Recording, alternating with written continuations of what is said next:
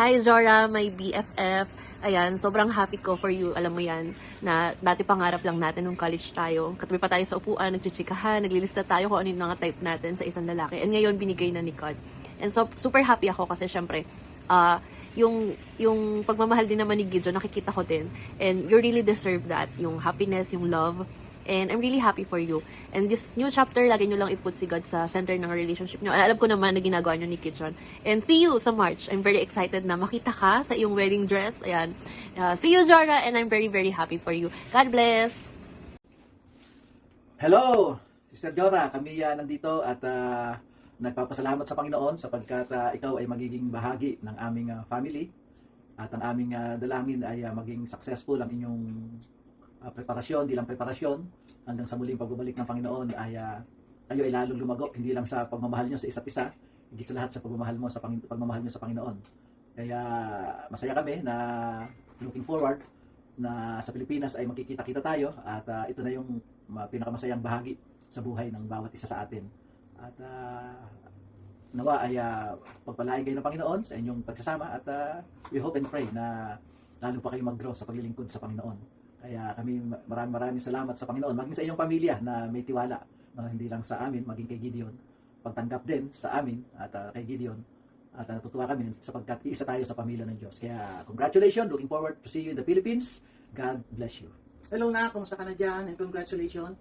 Natutuwa kami na mag-asawa na ikaw part ng aming pamilya. We pray na maging successful ang yung incoming event sa iyong kasal at maging part ka ng ganun din part ng RC family.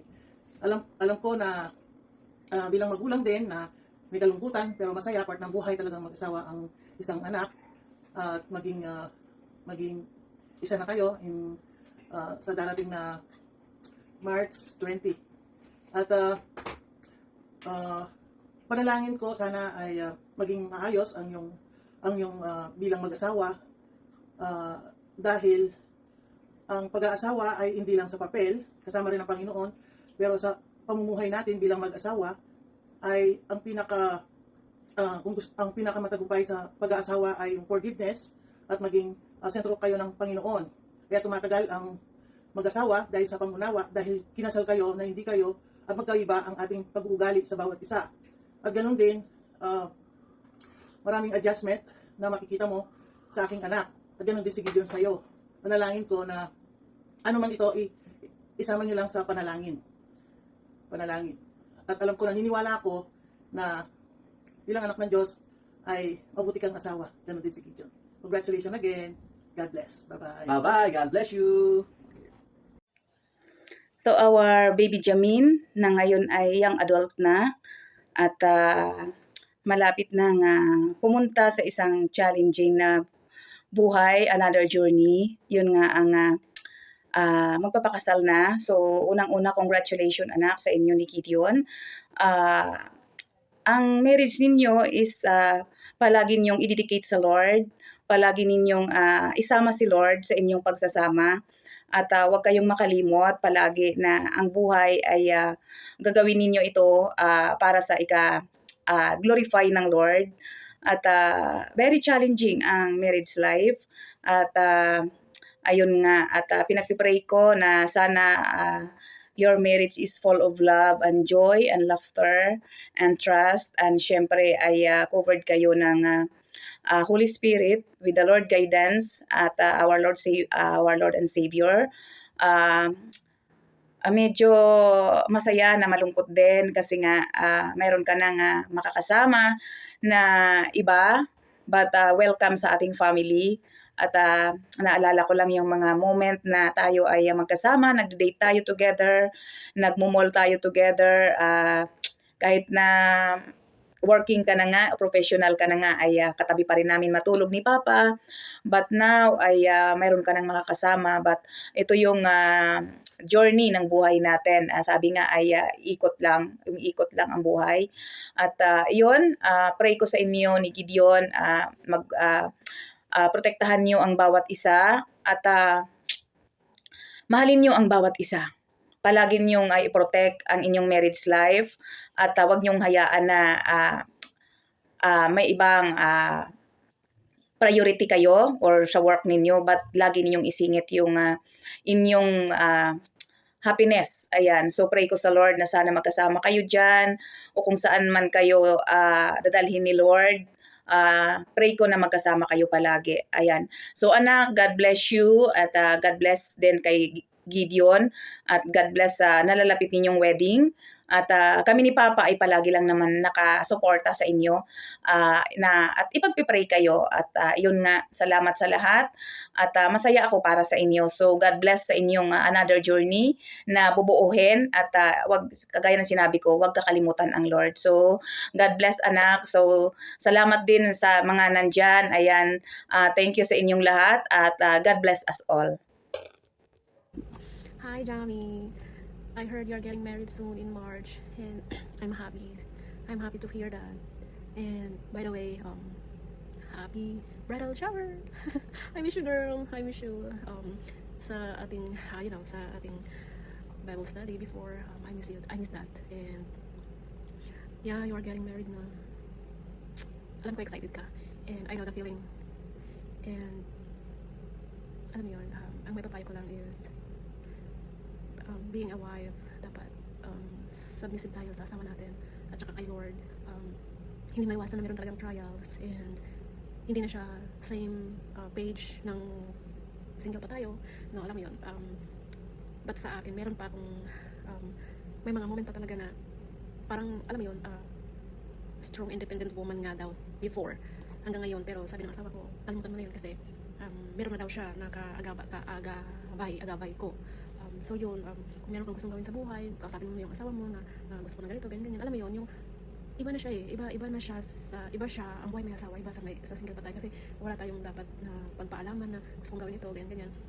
Ngayon kasi, meron, si asawa ko din, sabi niya, you have to decide for us to not only relying everything to me, you have to learn, like, not learn, but think about that you are not single anymore, you have me to guide you or to give you an advice. So, mga ganyan.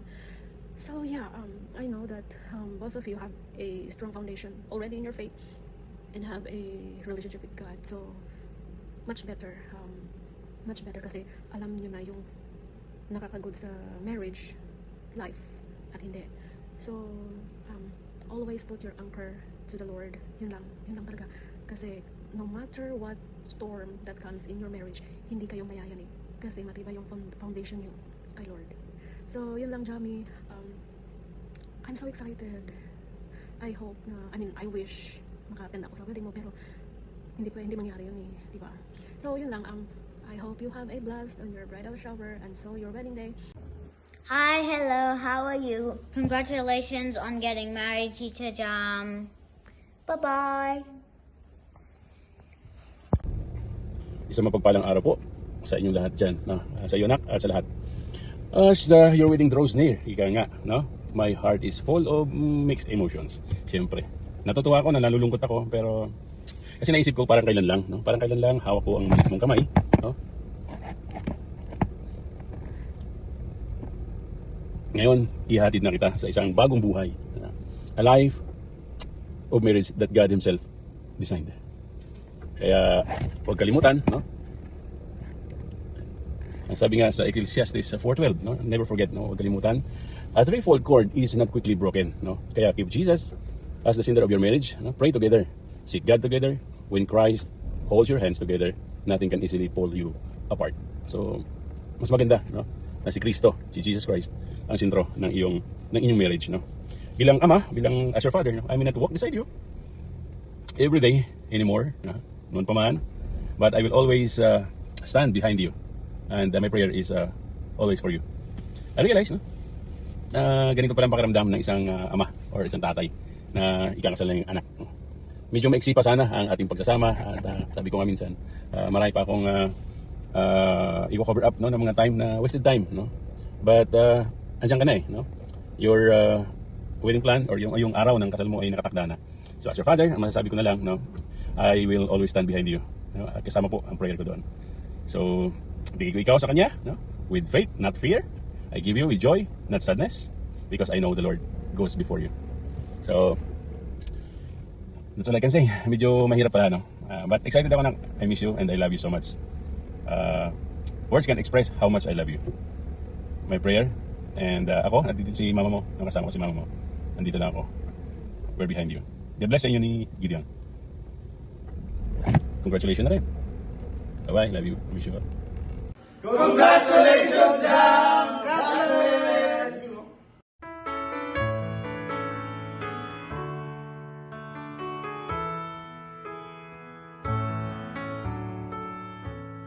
Above all powers, above all kings, above all nature and all created things,